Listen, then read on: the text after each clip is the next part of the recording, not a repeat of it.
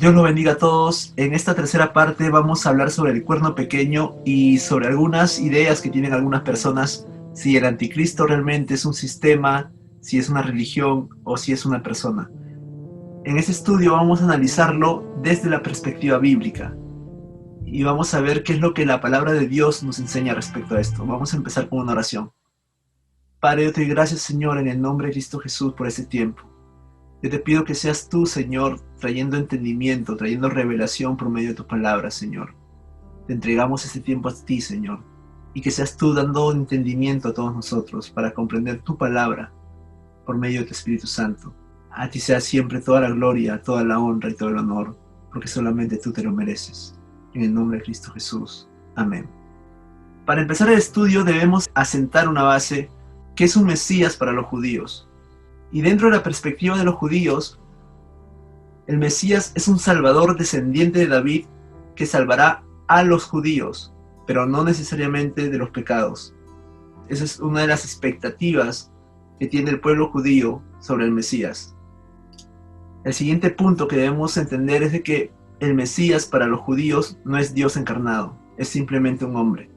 Es por eso que para muchos judíos le es imposible creer que Jesús es el Mesías, porque nosotros comprendemos que Jesús es Dios, pero para los judíos el Mesías tiene que ser una persona normal, común y corriente. El siguiente punto es de que salvará específicamente a los judíos de la opresión, pero no a las naciones, solamente a los judíos y de la opresión, no de los pecados. Los judíos tienen sus propias figuras mesiánicas como Moisés, Josué, Gedeón, personas que fueron usadas por Dios en su momento para salvar al pueblo judío de la opresión. Y el Mesías para ellos debe ser una persona tal como lo fue Moisés, Josué y Gedeón, que eran seres humanos comunes, corrientes, con defectos, pero que tenían la unción de Dios para salvar al pueblo judío de la opresión. En la Torá Emet, el capítulo 52 de Isaías termina en el verso 12, y luego pasa directo al capítulo 54. Es tan incomprensible Isaías 53 para el pueblo judío que lo han quitado de la Torá Emet. De hecho, quitaron los versículos 13, 14 y 15 de Isaías 52, que también son profecías mesiánicas, y todo el capítulo 53, porque simplemente no lo comprenden. Ahora, comprendiendo todo esto, ¿por qué los judíos niegan a Cristo?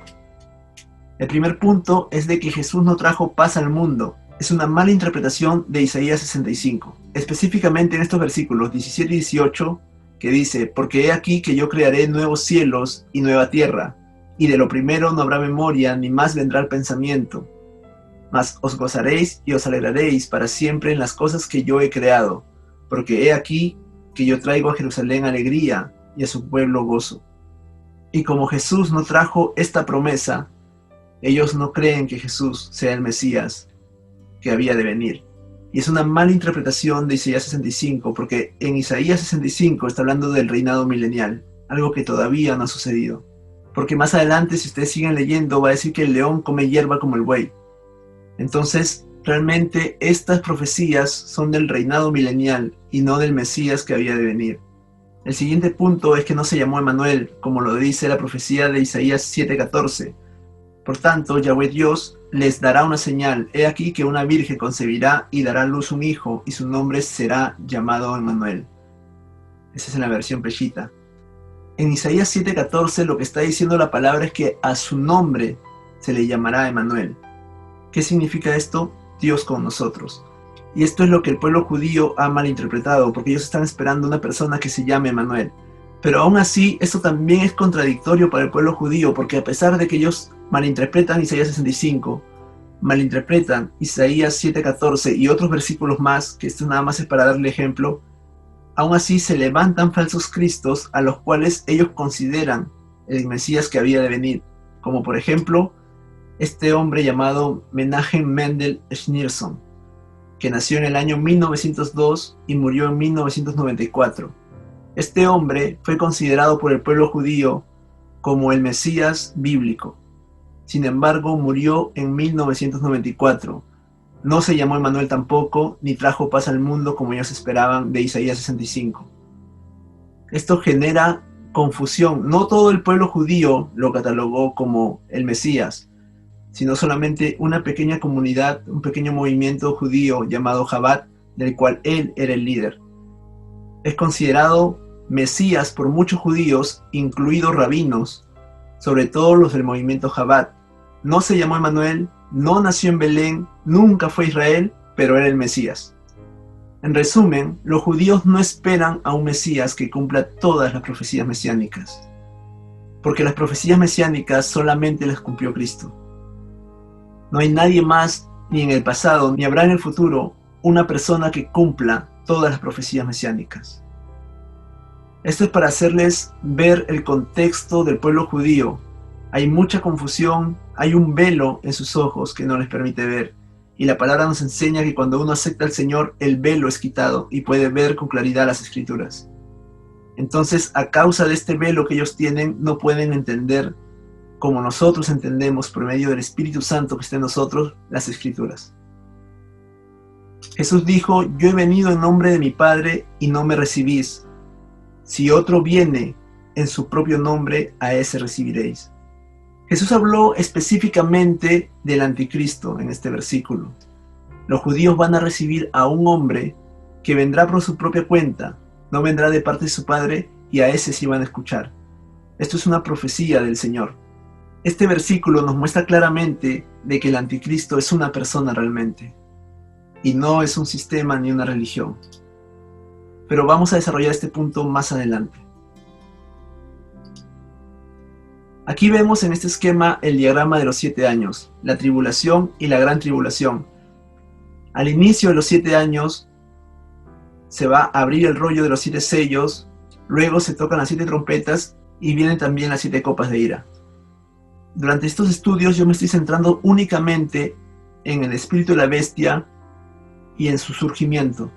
No estoy tocando los sellos, ni las trompetas, ni las copas. Solamente me quiero centrar en lo que es el anticristo. Pero vamos a analizar solamente el primer rollo, ya que esto está vinculado con el anticristo. En Apocalipsis 6, del 1 al 2, dice: vi cuando el Cordero abrió uno de los sellos, y oí a uno de los 4 seres vivientes decir como con voz de trueno: ven y mira. Y miré, y he aquí un caballo blanco, y el que lo montaba tenía un arco, y le fue dada una corona, y salió venciendo y para vencer. Este caballo blanco que se desata en el primer sello es el anticristo. Y las características que quiero ver es esto: es un caballo blanco que simboliza paz. La siguiente característica que vemos es que tenía un arco, y un arco simboliza de que es un cazador, como Nimrod, quien era poderoso cazador delante del Señor. Y le fue dada una corona, es decir, será un rey en la tierra, y salió venciendo y para vencer.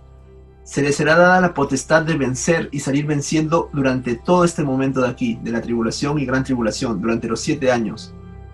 Va a prevalecer tanto en la tribulación como en la gran tribulación, pero son 2 facetas distintas las que va a tener. En la tribulación tiene otra faceta y en la gran tribulación tiene otra faceta. Eso lo vamos a desarrollar más adelante. En Daniel 9:27 dice: y por otra semana confirmará el pacto con muchos. A la mitad de la semana hará cesar el sacrificio y la ofrenda.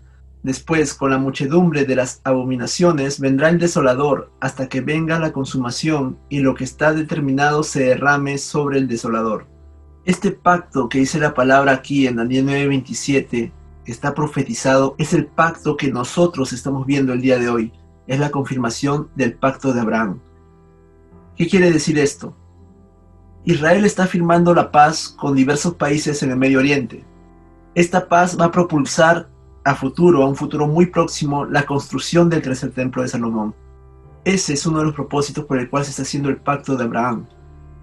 Pero muy importante es que Gálatas 3:16 habla del pacto que Dios le hizo a Abraham, que en su simiente serían bendecidas todas las familias de la tierra, y hablaba de Cristo. Y esto está profetizado también en Génesis 12. El pueblo judío sabe de la promesa que Dios le ha hecho a Abraham en Génesis 12.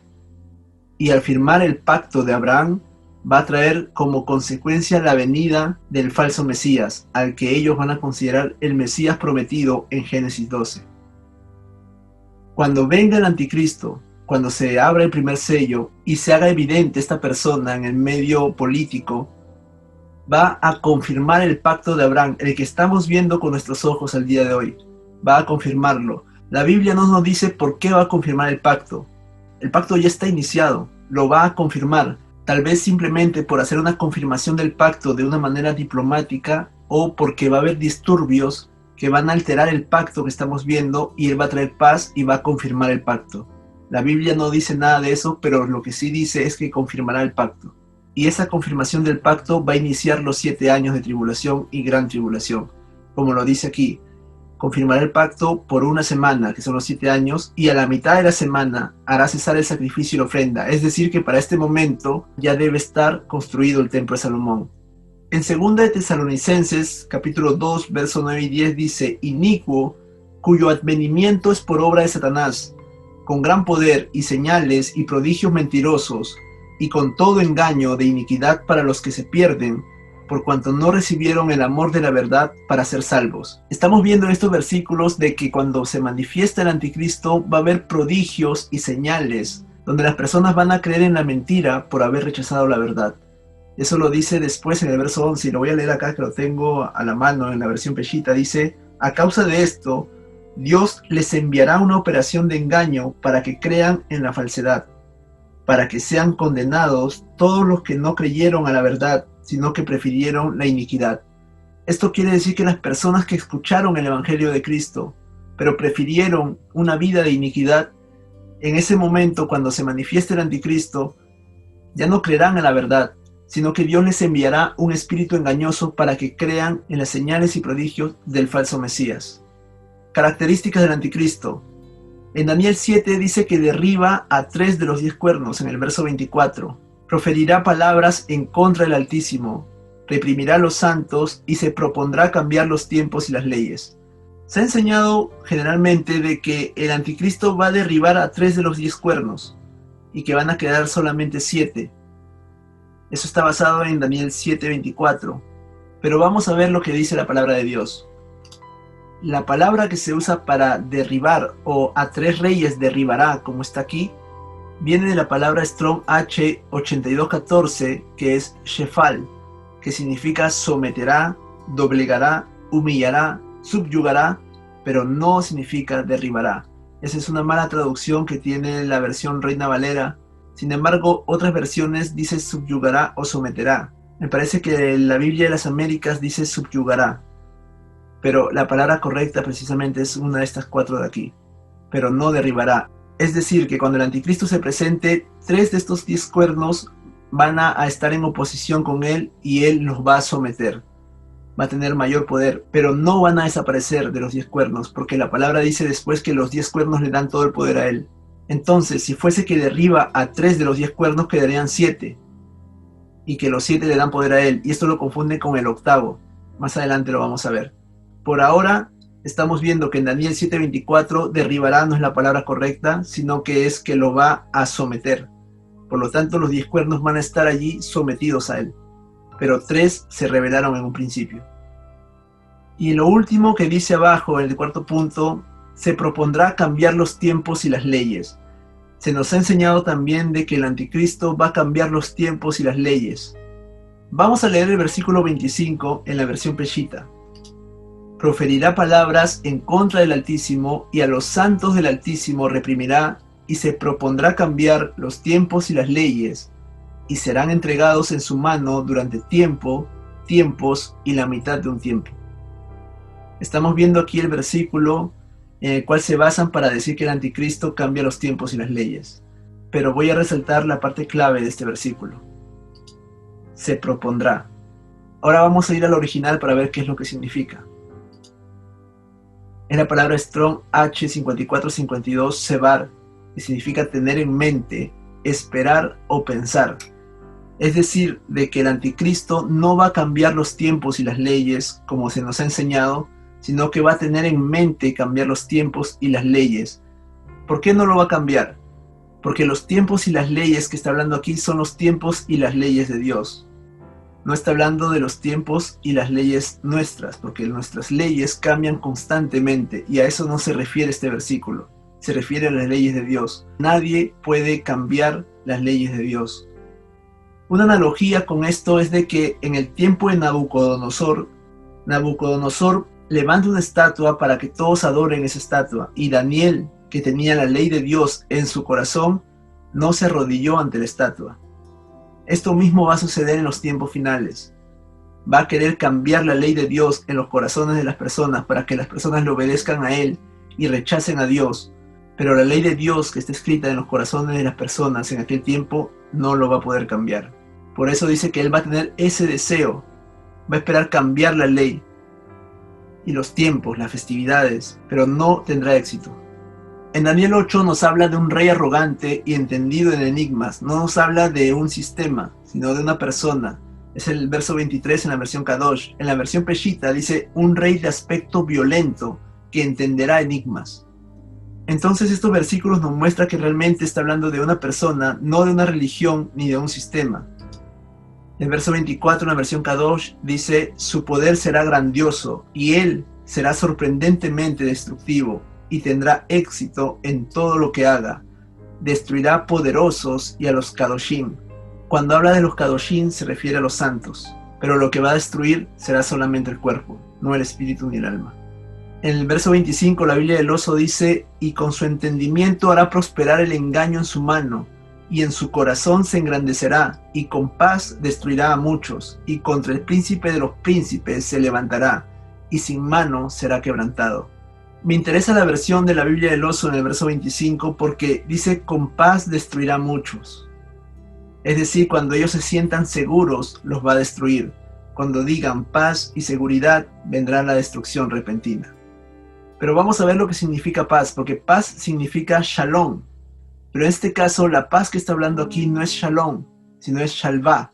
Vamos a verlo acá.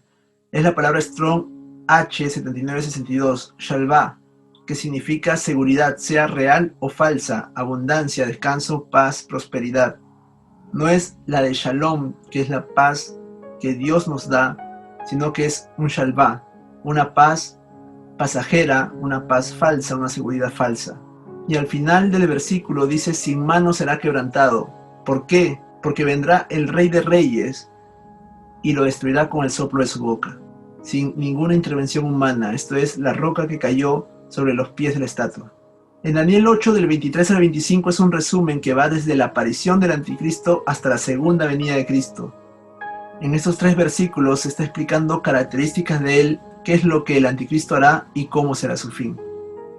En Daniel 11 dice: y el rey hará su voluntad y se ensoberbecerá y se engrandecerá sobre todo Dios, y contra el Dios de los dioses hablará maravillas y prosperará, hasta que sea consumada la ira, porque lo determinado se cumplirá.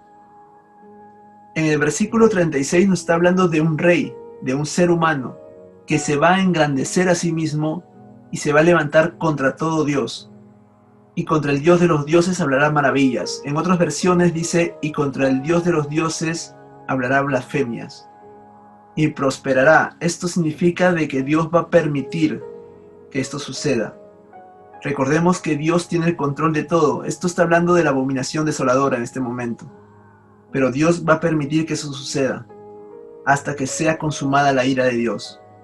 En el versículo 37 dice: del Dios de sus padres no hará caso. Voy a tocar primero esta parte. Hay mucha confusión respecto a esto porque algunos dicen, en este versículo está hablando del Dios de sus padres como el Dios de los judíos, ya que está en mayúscula, y esta es la versión Reina Valera.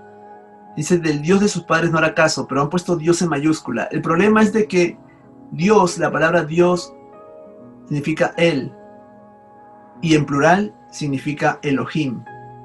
Las palabras en hebreo, para que se conviertan en plural, va con el sufijo im. Por ejemplo, Gibor, Giborim. También podemos ver un plural como querubín, Elohim, que son dioses. Y la palabra que está aquí es dioses. Es esta palabra la que causa confusión y divide opiniones, porque para algunos no es de la descendencia de Israel, ni es judío, y para otros sí lo es. Entonces, en este caso, con este solo versículo no podemos saber cuál es su descendencia. Pero hay más versículos en donde vamos a indagar realmente de dónde procede el anticristo. Ahora vamos a hablar del templo de Salomón. Es necesario entenderlo bajo la perspectiva judía. Debemos entender algo, que para la iglesia entiende de que el templo de Dios somos nosotros. Nosotros somos templo del Espíritu Santo. Pero el pueblo judío no tiene esa revelación. El pueblo judío, no todos han aceptado al Señor. Hay un pequeño remanente que sí ha aceptado al Señor, que son los judíos mesiánicos, pero el resto sigue creyendo de que va a venir el Mesías. Y esto forma parte del trato de Dios con los judíos. El pueblo de Israel no tiene la revelación de la iglesia. Ellos todavía están viviendo la manera del Antiguo Testamento. Los judíos necesitan el templo para presentar sus ofrendas y sacrificios a Dios. El Señor mismo los entregó a la ceguera espiritual, ya que negaron a Cristo cuando vino. Mateo 23:39 dice: porque os digo que desde ahora en adelante no me veréis más, hasta que digáis: bendito el que viene en el nombre del Señor. Romanos 11:7 dice: entonces ¿qué? Aquello que Israel busca no lo ha alcanzado, pero los que fueron escogidos lo alcanzaron, y los demás fueron endurecidos. Aquí nos está hablando realmente de que Dios endureció el corazón de los judíos. Esto forma parte del plan de Dios, del trato de Dios con ellos. En Romanos 11, del 25 al 28 dice: porque no quiero, hermanos, que ignoréis este misterio, para que no seáis sabios en vuestra propia opinión, que a Israel le ha acontecido un endurecimiento parcial, hasta que haya entrado la plenitud de los gentiles, y así todo Israel será salvo. Tal como está escrito: el libertador vendrá de Sión, apartará la impiedad de Jacob, y este es mi pacto con ellos, cuando yo quite sus pecados. En cuanto al Evangelio, son enemigos por causa de vosotros, pero en cuanto a la elección de Dios, son amados por causa de los padres. Yo les invito a que lean todo Romanos 11, donde habla de este tema. Algunos creyentes piensan de que es imposible de que Israel, los judíos, sean el pueblo de Dios ahora, porque el pueblo de Dios es la iglesia. Esto forma parte de la mala doctrina del reemplazo. Dios no reemplazó a Israel. El pacto sigue con ellos, como está aquí escrito: y este es mi pacto con ellos. Dios sigue teniendo un pacto con Israel, pero a causa del amor por las demás naciones, endureció en parte el corazón de Israel. Y digo en parte porque hay parte de Israel que conoce al Señor. Y esto es por causa del amor que tiene Dios a las demás naciones. Porque también es cierto de que Dios ama a Israel, pero de la misma manera ama a las demás naciones.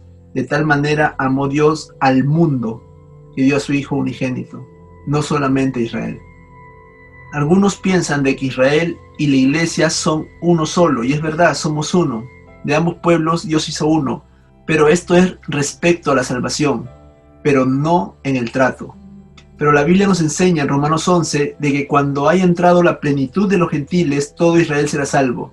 Se refiere a todo el Israel que en el presente, en el momento en que toda la plenitud de los gentiles haya entrado a la salvación, Israel despertará. Todos ellos que estén en ese momento descendientes de Israel serán salvos, porque Dios le va a quitar el velo, y eso será al final de la gran tribulación. Ni siquiera al inicio. Ellos estarán con el corazón endurecido todavía hasta el final. Para que lo entiendan de otra manera, cuando tú aceptaste al Señor, tú fuiste salvo. Y tienes un hermano en la iglesia o un familiar que también lo es. Ambos son salvos. Por lo tanto, ambos son un solo pueblo, el pueblo de Dios. Pero el trato que Dios tiene contigo es distinto al trato que Dios tenga con la otra persona. Respecto al trato que Dios tiene con Israel, es distinto al trato que Dios tiene con la iglesia. Pero la salvación es la misma y son un solo pueblo. Y vamos a verlo a la luz de la palabra, que Dios acepta el templo que va a construir Israel. Segunda de Tesalonicenses 2:4 dice: el cual se opone y se exalta sobre todo lo que se llama Dios o es objeto de culto, de manera que se sienta en el templo de Dios, presentándose como si fuera Dios. La palabra de Dios nos muestra primeramente de que en los tiempos finales estará el templo construido, y nos muestra también de que el templo es de Dios. El pueblo judío quiere construir un templo a Dios. Lo hace con todo su corazón para el Señor, no lo hace para el anticristo. Por eso la palabra de Dios dice que el templo es de Dios. Y si la palabra de Dios está diciendo que el templo es de Dios, es porque Dios ha aceptado ese templo. Porque el trato con ellos es distinto al trato que tiene con la iglesia. Somos un solo pueblo respecto a salvación. Respecto al trato, somos distintos. Otro versículo que habla del templo de Dios es en Apocalipsis 11, del 1 al 2, que dice: Entonces me fue dada una caña semejante a una vara de medir, y se me dijo: levántate y mide el templo de Dios, y el altar, y a los que adoran en él. Pero el patio que está fuera del templo, déjalo aparte, y no lo midas, porque ha sido entregado a los gentiles, y ellos hollarán la ciudad santa 42 meses. Aquí también muestra en el verso 1 de que el templo es de Dios. Dios acepta el templo. Es más, Dios ordenó en la palabra de Dios que se construya este tercer templo. Específicamente, el tercer templo es una orden de Dios para el pueblo judío. Y lo voy a decir con base bíblica. En Ezequiel del capítulo 40 al 46 se describen las medidas de un templo que no se ha construido aún. Son estas medidas las que están usando hoy para la construcción del tercer templo de Salomón profetizado en Ezequiel. ¿Qué les estoy diciendo con esto? De que Dios ha dado esa orden. No solamente es un deseo de parte del pueblo judío, sino que también es una orden de Dios la cual ellos quieren cumplir. Ellos quieren levantar el tercer templo y quieren presentar ofrendas y sacrificios allí como se hacía en el Antiguo Testamento. Y otra cosa muy importante es de que nosotros somos testigos del cumplimiento de las profecías bíblicas. Lo que estaba escrito en el libro de Ezequiel, nosotros hoy podemos verlo con nuestros ojos. Podemos ver la intención de los judíos de querer levantar el tercer templo.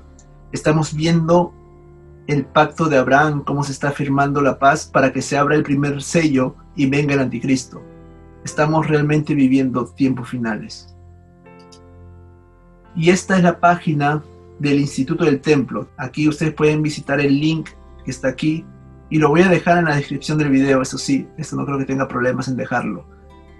Y en esta imagen estamos viendo de que el pueblo de Israel ya tiene incluso reservado el becerro alazana que dice Números 19 para el sacrificio. En Números 19, 1 al 3 dice: habló Yahweh a Moisés y a Aarón diciéndoles: este es el estatuto de la ley que Yahweh ha ordenado, diciéndoles: di a los hijos de Israel que te traigan una becerra alazana, perfecta, sin defecto, sobre la cual nunca haya sido puesto yugo, y entréguenla al sacerdote Eleazar para que la saque fuera del campamento y la sacrifique en su presencia. Esta becerra que habla Números 19:2 ya lo tienen reservado para el sacrificio. De hecho tienen dos que son perfectas y sin defectos. Y que nazca una becerra alazana, perfecta y sin defectos, es muy difícil, según lo que estaba viendo y lo que estaba investigando. Pero ya nació y lo tienen reservado por el momento indicado del sacrificio. Para empezar a edificar el tercer templo de Salomón se necesita un acuerdo de paz entre judíos y musulmanes, y esta paz la dará el anticristo. ¿Por qué? Porque el templo de Salomón está en el monte del templo, y en el monte del templo, que es el monte Moriah, se encuentra también la cúpula o el domo de la roca. Y es necesario de que haya paz para que se les permita construir al pueblo judío el templo de Salomón en ese lugar específicamente. Algunos piensan que van a destruir el domo de la roca, otros piensan de que no lo van a hacer. De eso tengo un video ya en el canal. Pero lo importante es que debe haber paz entre ambos, entre musulmanes y judíos, para la construcción de ese templo. Ahora vamos a ver Apocalipsis 13, algunos versículos para relacionarlos con Apocalipsis 17 y entender un poco más sobre el espíritu de la bestia y el anticristo. En Apocalipsis 13 dice: me paré sobre la arena del mar y vi subir del mar una bestia que tenía 7 cabezas y 10 cuernos, y en sus cuernos 10 diademas, y sobre sus cabezas un nombre blasfemo. Aquí lo he puesto con colores porque quiero realmente que se entienda, porque es un poquito complicado para muchas personas comprender esto y entender qué representan las 7 cabezas y los 10 cuernos. Así que vamos a verlo de esta manera. Las 7 cabezas están dentro de estos 7 imperios. Por eso he puesto el marco con el mismo color que está en el versículo celeste. Y los 10 cuernos, que ya lo hemos visto en la segunda parte, son para los tiempos finales, en el imperio de la bestia. Por eso en el cuadro que está en celeste está el imperio de la bestia en verde, que simbolizan los 10 cuernos. Apocalipsis 17:8 dice: la bestia que has visto era y no es, y está para subir del abismo e ir a perdición. Y los moradores de la tierra, aquellos cuyos nombres no están escritos desde la fundación del mundo en el libro de la vida, se asombrarán viendo la bestia que era, y no es, y será. Esto de aquí realmente es un hermoso rompecabezas doctrinal. Y a veces la gente confunde mucho esto y es normal, es muy confuso. Por eso he usado colores para que sea más didáctico y llegue el mayor número de personas a la comprensión. Ahora, aquí en este cuadro que estoy poniendo al costado son los imperios que han ido pasando desde la opresión que hizo Egipto a Israel hasta el imperio de la bestia, que son 7. Y lo he puesto en un recuadro celeste que va relacionado con las 7 cabezas del versículo 1 de Apocalipsis 13. Se ha enseñado de que las cabezas son los imperios que están aquí, desde Egipto, como he dicho, que fue el que oprimió y esclavizó a Israel, hasta el imperio de la bestia. Dicho sea de paso, Egipto no esclavizó a Israel por 400 años, sino que oprimió a Israel por 400 años, que son dos cosas muy distintas. Desde la muerte de José hasta el año del Éxodo pasaron 144 años. Desde la entrada de Jacob a Egipto hasta el Éxodo fueron 215 años. Sobre este tema yo tengo otro estudio sobre el tiempo de esclavitud que está en el otro canal del Ministerio de Alabanza llamado Por Su Gracia, donde también sirvo al Señor, y voy a dejar el link en la descripción.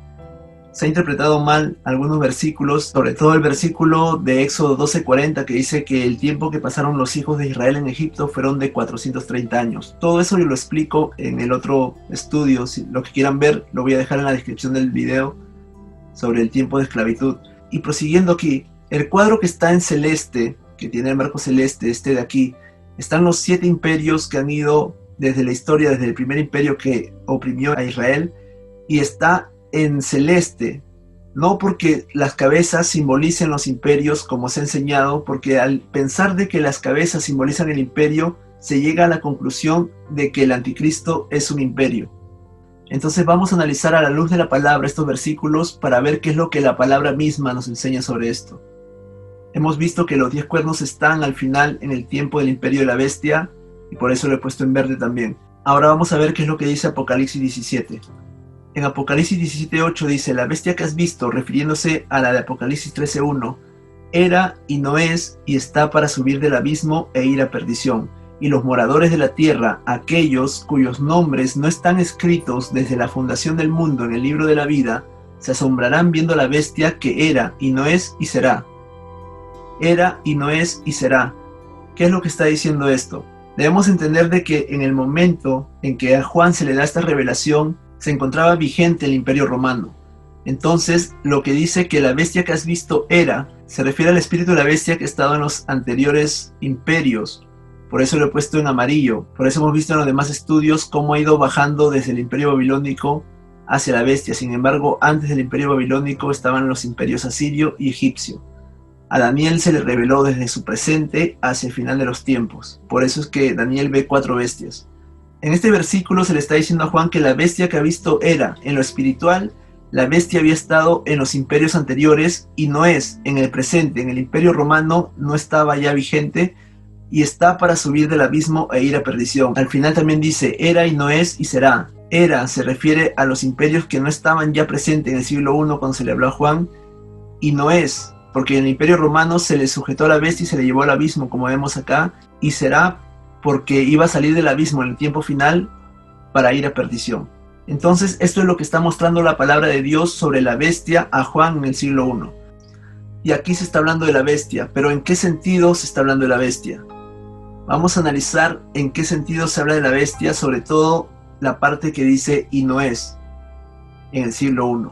Y esas son las teorías que han surgido. La primera es de que la bestia es apresada y llevada al abismo cuando nace la iglesia. Por ese motivo en el siglo I no es. Pero esta teoría contradice la escritura en 1 de Juan capítulo 4 verso 3, como lo vemos aquí. Y todo espíritu que no confiesa que Jesucristo ha venido en carne no es de Dios. Y este es el espíritu del anticristo, el cual vosotros habéis oído que viene y que ahora ya está en el mundo. Es decir, que en el siglo I, cuando estaba Juan y cuando ya había nacido la iglesia, el espíritu del anticristo estaba ya ahí. Por lo tanto, el espíritu del anticristo seguía en el tiempo de la iglesia. No es porque la iglesia surgió que el espíritu del anticristo fue llevada presa al abismo. Eso lo está demostrando la palabra misma en 1 de Juan 4:3. La siguiente teoría que muestra esto es que la parte era, el pasado, no haría necesariamente una referencia a su presencia en los imperios pasados, sino al primer anticristo, refiriéndose a Nimrod, y que al final de los tiempos volvería en esa naturaleza. Por ello, y no es, haría referencia a que en el momento que se le da la revelación a Juan existía su espíritu en el mundo.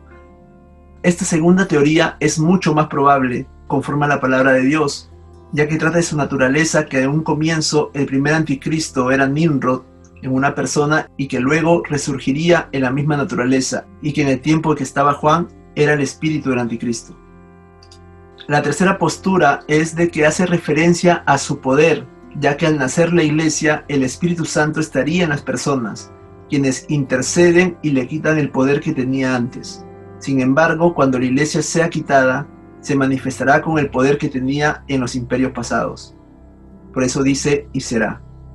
Eso también es una postura válida. Algunas personas piensan de que la iglesia va a pasar los 7 años de tribulación. Yo tengo un estudio en el canal que habla sobre esto. Ahora, siguiendo con Apocalipsis 13, vamos a ver el verso 2. Dice en el verso 2, y la bestia que vi era semejante a un leopardo, y sus pies como de oso, y su boca como boca de león. Y el dragón le dio su poder y su trono y grande autoridad. La bestia que vio Juan que subía del mar eran las bestias que vio Daniel, pero en una sola bestia: leopardo, oso y león. El primero fue el león, el segundo fue el oso y el tercero el leopardo. Y aquí los nombra de manera inversa. Y dice que y el dragón le dio su poder y su trono y grande autoridad. El dragón es Satanás. Y vamos a ver aquí lo que les estoy diciendo, las bestias que vio Daniel en una sola bestia. Esta bestia es el anticristo. Ahora vamos a ver la base bíblica de que el anticristo es un hombre, un ser humano. La antítesis del anticristo es Cristo. Y en Lucas 4, del 5 al 7 dice, y le llevó el diablo a un alto monte, y le mostró en un momento todos los reinos de la tierra, y le dijo el diablo, a ti te daré toda esta potestad y la gloria de ellos, porque a mí me ha sido entregada, y a quien quiero la doy. Si tú postrado me adorares, todos serán tuyos. El ofrecimiento que le estaba haciendo Satanás a Jesús es el que ya se lo cumplió al anticristo en el Apocalipsis. En la parte que está en verde dice, y el dragón le dio su poder y su trono y grande autoridad.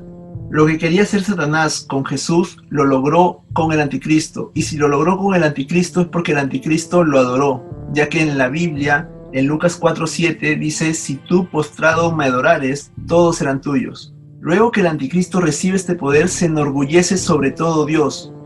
Pero antes sí adoró a Satanás, y esto lo vamos a ver bíblicamente también. Sigamos con Apocalipsis 13:3. Dice, vi una de sus cabezas como herida de muerte, pero su herida mortal fue sanada, y se maravilló toda la tierra en pos de la bestia.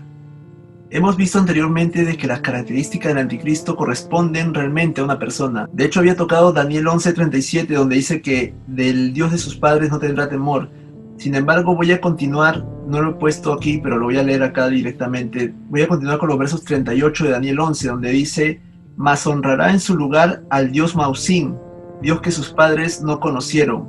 Lo honrará con oro y plata y piedras preciosas y con cosas de grande precio. Entonces la Biblia nos está mostrando de que el anticristo va a honrar o va a adorar a un Dios llamado Mausín. Este Dios llamado Mausín en español significa el Dios de fortalezas. Entonces la Biblia nos muestra en Daniel 11:38 de que el anticristo va a adorar a un Dios.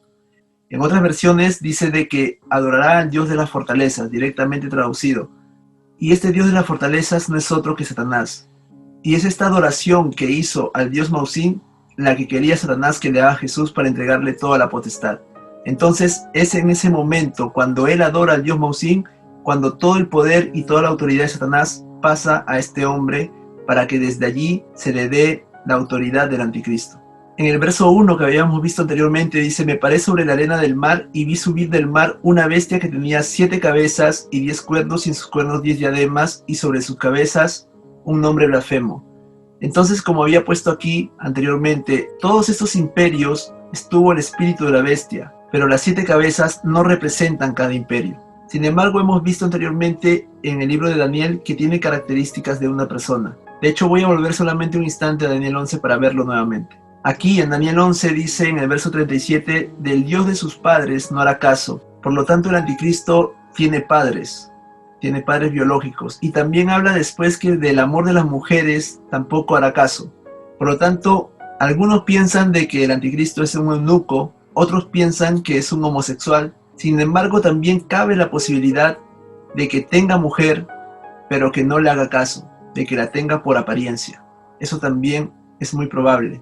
Y aquí en el verso 38 que estamos viendo dice, mas honrará en su lugar al Dios de las fortalezas, Dios que sus padres no conocieron. Una vez más habla que sus padres no conocieron a este Dios.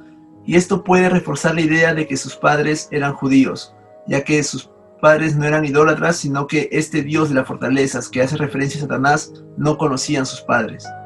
Y dice que lo honrará con oro y plata y con piedras preciosas y con cosas de gran precio. Este versículo de la adoración que tiene el anticristo a Satanás es precisamente el que le estaba pidiendo Satanás a Jesús en Lucas 4. Al hacerlo el anticristo, el dragón le entrega todo su poder, como se lo había prometido a Jesús, lo hizo así con el anticristo. Ahora volviendo a Apocalipsis 13. En Apocalipsis 13 habla de las cabezas, y se ha enseñado de que las cabezas son imperios. Sin embargo, las cabezas no representan imperios, pero las cabezas estuvieron en cada imperio. ¿Quiénes son las cabezas y qué nos dice la Biblia de las cabezas? Vamos a verlo de una manera bíblica. Daniel 2:38 dice, cuando interpreta el sueño a Nabucodonosor y habla de la cabeza de oro, le dice al final, tú eres la cabeza de oro. Le está hablando a Nabucodonosor específicamente y no al imperio babilónico. Entonces, la cabeza simboliza a un ser humano. Pero sin embargo, si esto no es suficiente, la tercera bestia en la visión de Daniel, que era un leopardo con 4 cabezas, estas representaban a los 4 generales de Alejandro Magno que heredaron su vasto imperio. Las cabezas representaban personas. Sin embargo, también se puede pensar en este momento de que es una interpretación y no es algo bíblico. Vamos a ver lo que nos dice la palabra en Apocalipsis 17. Verso 9 y 10 dice, esto para la mente que tenga sabiduría. Las 7 cabezas son 7 montes, sobre las cuales se sienta la mujer, y son 7 reyes. 5 de ellos han caído, uno es y el otro aún no ha venido. Cuando venga es necesario que dure breve tiempo. Y ahora, para reforzar aún más la doctrina de que el anticristo es una persona, en Apocalipsis 19:20 dice, y la bestia fue tomada prisionera junto con el falso profeta, que había hecho delante de ella las señales con que había engañado a los que recibieron la marca de la bestia y adoraban a su imagen. Ambos fueron lanzados vivos al lago de fuego ardiendo con azufre.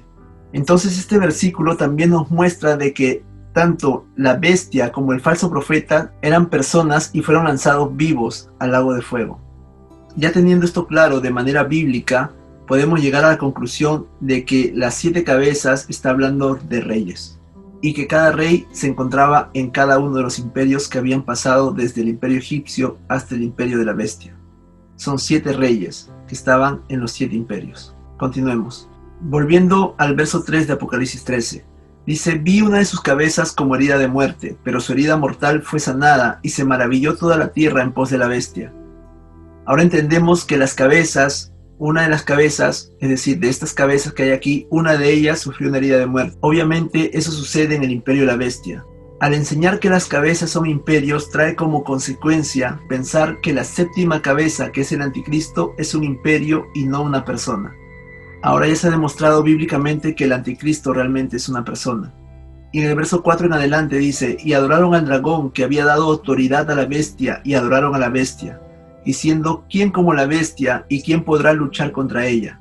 También se le dio boca que hablaba grandes cosas y blasfemias, y se le dio autoridad para actuar 42 meses. Este versículo 5, la parte final donde dice se le dio autoridad para actuar 42 meses, esa autoridad que se le dio fue el momento en que el anticristo adora a Satanás y Satanás le entrega todo el poder para actuar 42 meses. Es decir, de que este suceso es en el punto medio de la tribulación y la gran tribulación, precisamente en el momento de la abominación desoladora. Aquí se le entrega el poder y la autoridad a la bestia para que actúe por 42 meses restantes, que sería el tiempo de la gran tribulación, donde todo el poder del dragón estaba en una persona que es el anticristo. Es allí donde el anticristo recibe el poder de Satanás, su autoridad, y al igual que Lucifer cree ser mayor que Dios, es por eso que entra al templo blasfema el nombre de Dios y profana el templo, haciéndose pasar por Dios, lo que quería Lucifer antes de su caída. La Biblia no dice cómo sufrió la herida de muerte, ni en qué momento exacto, por lo cual este punto no se puede enseñar doctrinalmente, pero se han expuesto ciertas teorías.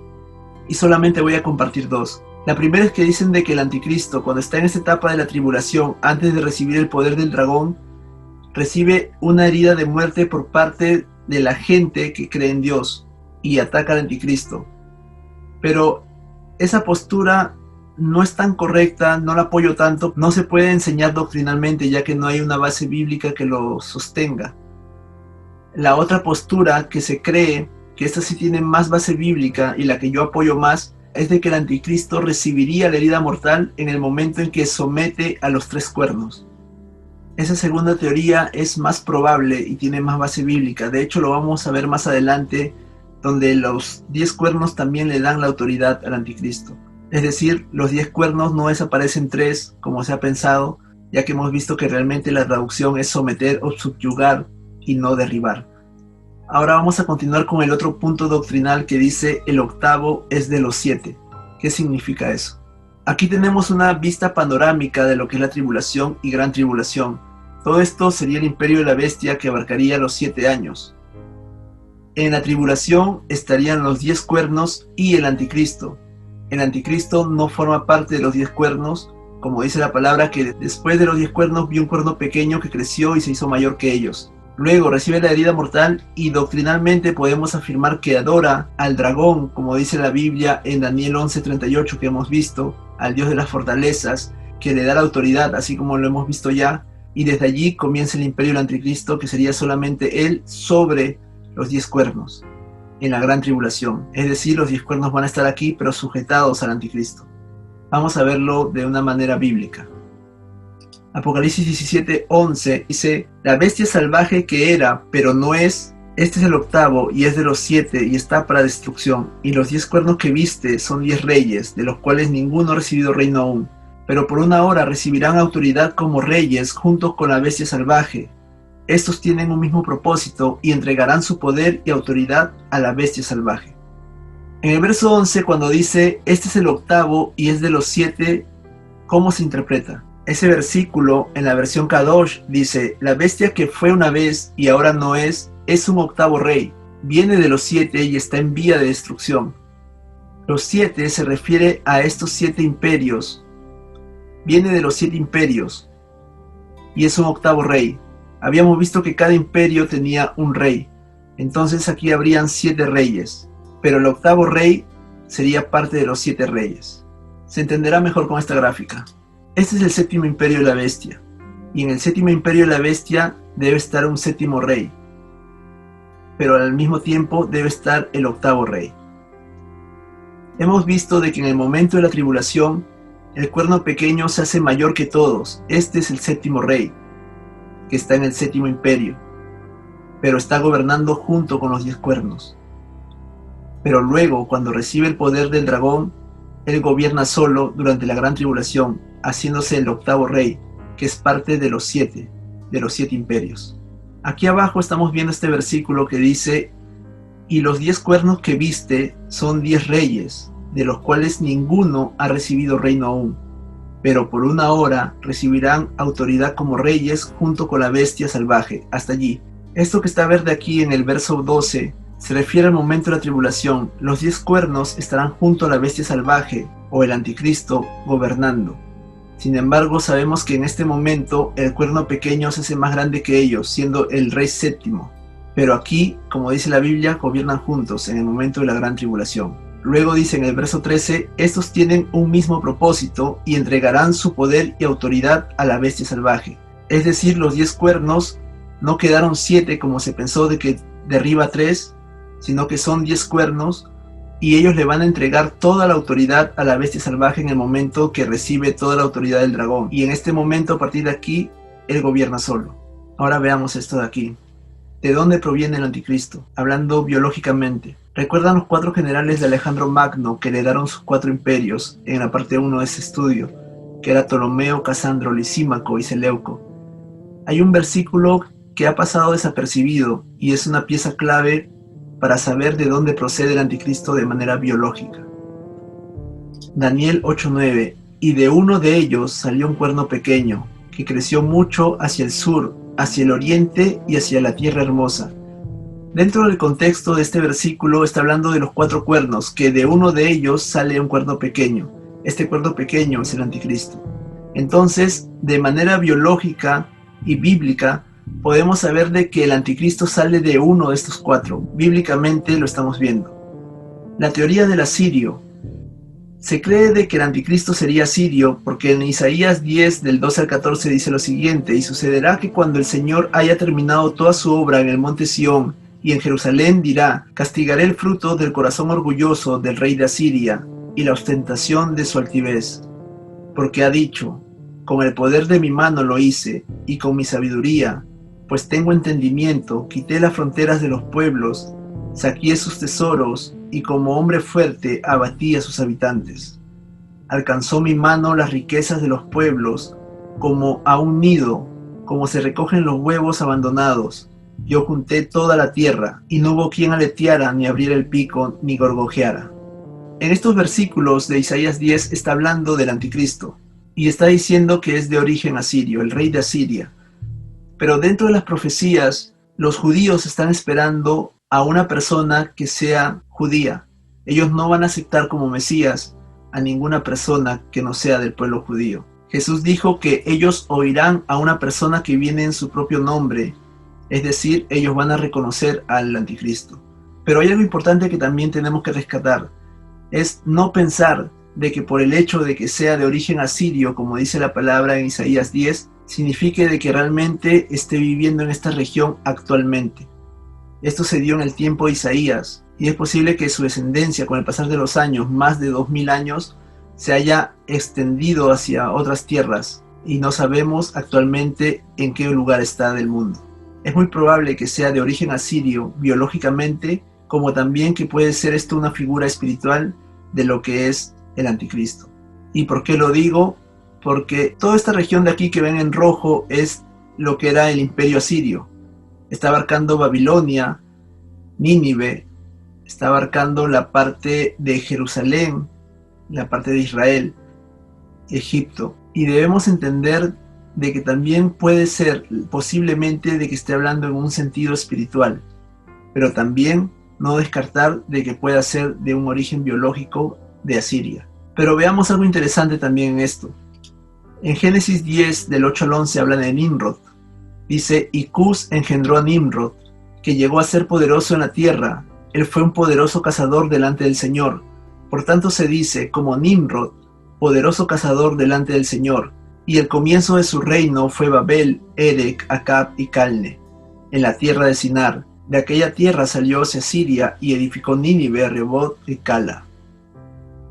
Entonces es probable de que se esté refiriendo en un sentido espiritual, de que el asirio hace referencia realmente a Nimrod, ya que el anticristo sería el postrer Nimrod.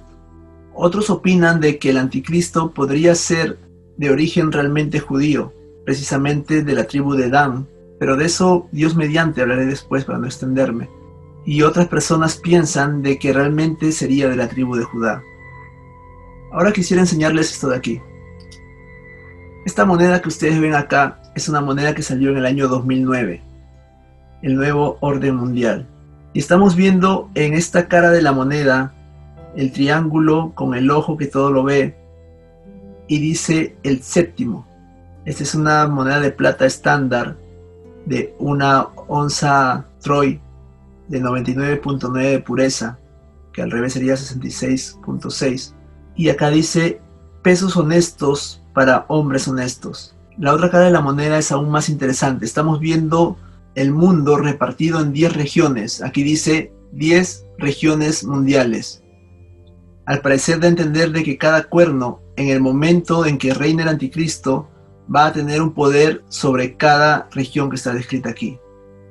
Y aquí vemos la región 1, que está en el lugar donde está Israel actualmente.